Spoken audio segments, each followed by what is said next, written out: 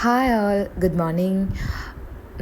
ఈరోజైతే చాలా లేట్గా లేచాననమాట. ఎందుకంటే నైట్ పడుకోవడం లేట్ అయింది.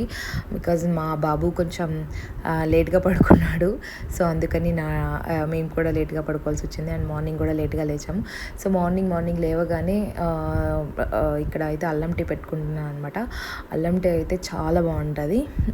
కొంచెం ఇక్కడ బెంగళూరులో చలిగా ఉంది కదా, సో మేము డే అయితే డైలీ అల్లం టీతో స్టార్ట్ చేస్తాము. చాలా చాలా టేస్టీగా ఉంటుంది. అల్లం టీలోకి బెల్లం వేసుకొని తాగండి, చాలా బాగుంటుంది. షుగర్ బదులు చాలా చాలా టేస్టీగా ఉంటుంది అండ్ హెల్దీ కూడా.